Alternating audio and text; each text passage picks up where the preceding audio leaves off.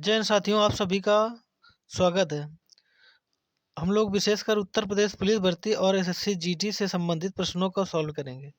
यहाँ पर आप लोगों को कुछ सामान्य ज्ञान और कुछ हिंदी के प्रश्न जो मुख्य मुख्य हैं वो कराए जाएंगे, जो विभिन्न परीक्षाओं में आए हुए हैं और उत्तर प्रदेश पुलिस पर पहले भी आते रहे हैं या एसएससी जीडी पे पहले आते रहे हैं। तो उन प्रश्नों को केवल लिया जाएगा, वो सामान्य ज्ञान और हिंदी के होंगे।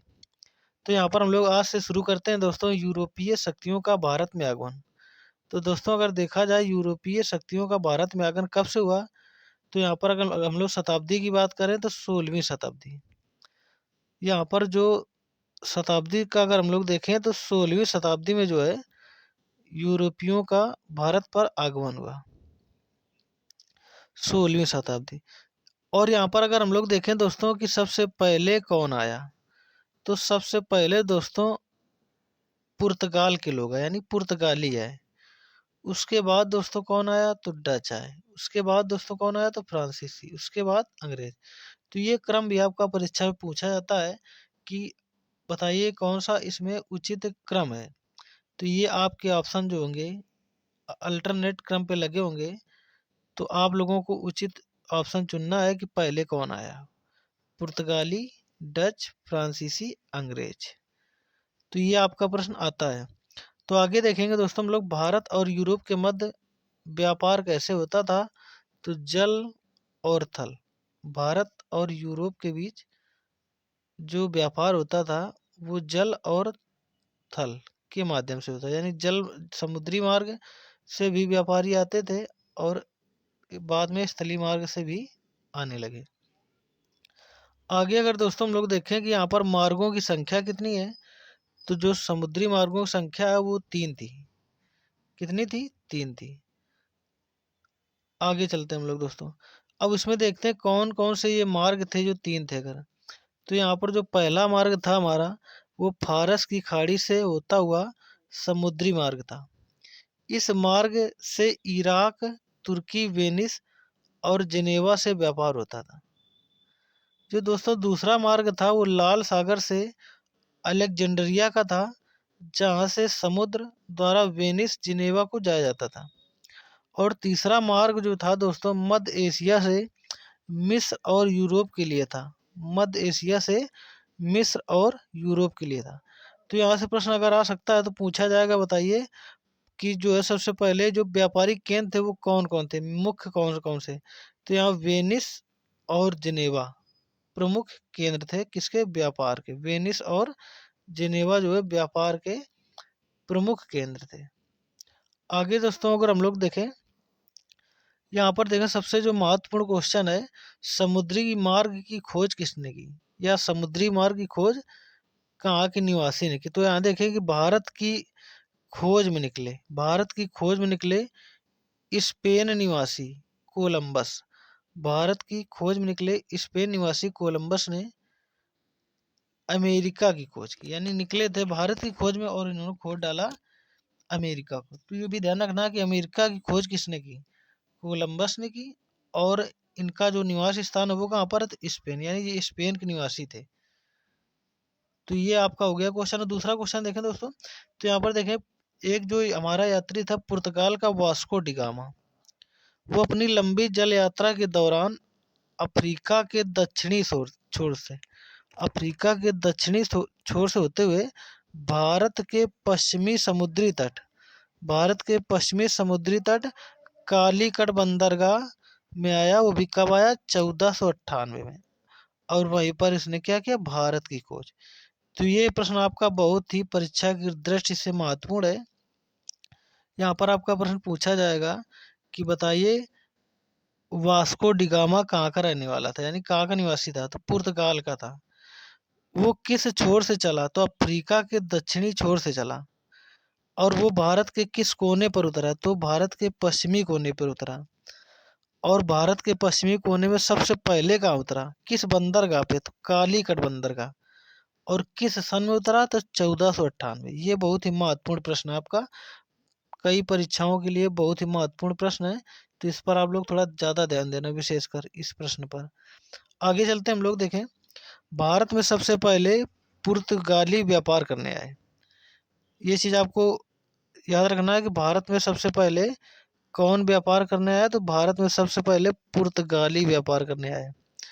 उन्होंने पश्चिमी समुद्री तट उन्होंने पश्चिमी समुद्री तट गोवा, दमन द्वीप में व्यापारिक केंद्र स्थापित किए। तो ये भी प्रश्न पूछा जा सकता है, पूछेगा बताओ जब पुर्तगाली सबसे पहले आए तो उन्होंने सबसे पहले अपनी व्यापारिक कोठी कहाँ लगाई। तो यहाँ पर देखें गोवा और दमन द्वीप में लगाई सबसे पहले। आगे चलते हैं, देखें विदेशी कंपनियों के इन व्यापारिक केंद्रों को कोठी यानी फैक्ट्री कहा जाता था। चाहे कोठी कह दो चाहे फैक्ट्री कह दो, एक ही बात है कि इनको क्या बोला जाता था, कोठी या फैक्ट्री बोला जाता था। अब दोस्तों हम लोग देखते हैं आगे आगे देखेंगे तो यहाँ पर हम लोग देखेंगे यूरोपीय कंपनी के आगमन का क्रम। ये बहुत ही महत्वपूर्ण प्रश्न है आपका, क्योंकि बहुत ज़्यादा प्रश्न आता है यूरोपीय कंपनियों के आगमन का क्रम। तो ये आपको ध्यान रखना है कि पुर्तगाली कब आए, 1498 में आए। अंग्रेज कब आए, 1600 ईस्वी में आए। और डच कब आए, 1602 ईस्वी में आए। और फ्रांसीसी कब आए, 1664। तो ये सन के साथ में ये क्रम पूछा जाता है आपका कई पेपरों में, तो इसको आपको विशेष ध्यान देना है। आगे चलते हैं, देखते हैं हॉलैंड निवासियों ने जो डच कहलाते थे, हॉलैंड के जो निवासी थे वो डच कहलाते थे। और वो उनके जो व्यापारिक केंद्र थे वो कहाँ कहाँ खोले उन्होंने, तो कालीकट में खोला, कोचीन में खोला और नागपट्टनम तथा चिनसूरा में व्यापारिक केंद्र खोले। तो ये याद रखना कहाँ कहाँ खोला है, कालीकट, कोचीन, नागपट्टनम, चिनसूरा, ये व्यापारिक केंद्र खोले। किसने खोला, तो डचों ने खोले अपने। आगे देखते हैं फ्रांसीसियों, यानी कि फ्रांसीसी है तो इन्होंने कहाँ खोला, तो जो फ्रांसीसी लोग थे उन्होंने खोला मछलीपट्टनम, पांडुचेरी, चंद्रनगर, माही। तो ये स्थान है जहाँ फ्रांसीसियों ने खोला। आगे अगर देखें कि अंग्रेजों ने कहाँ खोला, तो सूरत में खोला, कैम्बे, अहमदाबाद, आगरा, भड़ौच, पटना, कासिम बाजार स्थानों पर व्यापारिक केंद्र खोले। अब यहाँ पर समझने वाली बात दोस्तों ये तीनों में कि यहाँ पर कभी कभी जो आपको ऑप्शन मिलाने के लिए दिया जाएगा कि बताओ इनमें से किसने कहाँ पर जो है अपने व्यापारिक केंद्र खोले। तो अगर ये क्रम हम लोगों को याद है कि कालीकट, कोचीन, नागपट्टनम, चिनसूरा में किसने खोला, और मछलीपट्टनम, पांडिचेरी, चंद्रनगर, माही में किसने खोला, और सूरत, कैम्बे, अहमदाबाद और आगरा, बड़ौच में किसने खोला। तो फिर आप लोग ये क्रम मिला सकते हैं, नंबर वाइज ये क्रम होता है, इसको आपस में मिलाना होता है।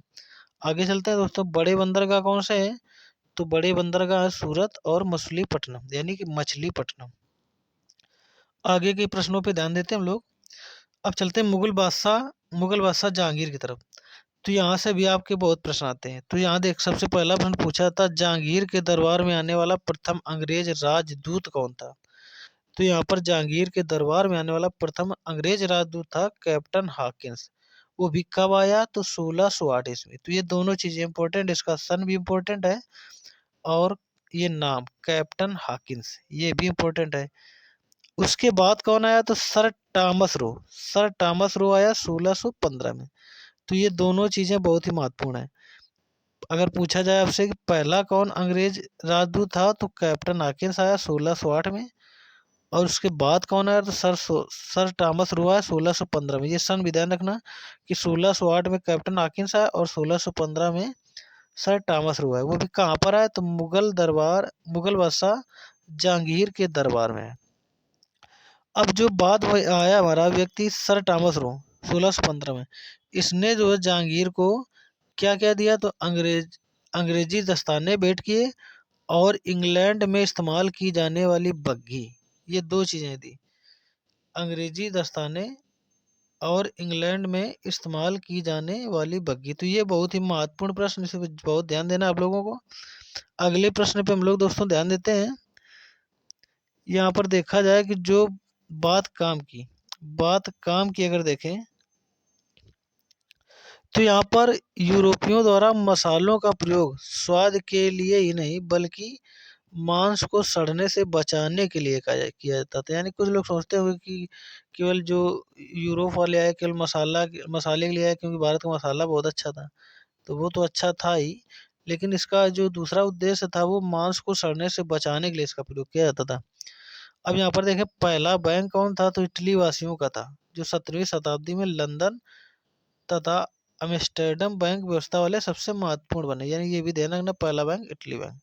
तो इस तरह ये आज की क्लास पहली पूर्ण होती है, और हम लोग मिलेंगे अगली क्लास पे, जिसमें आपको बहुत सारे वीडियो, छोटे छोटे वीडियो मिलते जाएंगे, जो मेन मेन होंगे आपके, जो साइंस से भी संबंधित हो सकते हैं, करंट अफेयर से भी संबंधित हो सकते हैं, और आपका जो हिंदी हिंदी से भी संबंधित हो सकता है। पूरी कोशिश रहेगी कि आपके यूपी पुलिस का जो पेपर होने वाला है, उससे उससे पहले पहले ही आपको लगभग जो मेन मेन प्रश्न है वो आपको संपूर्ण करा दिया जाए।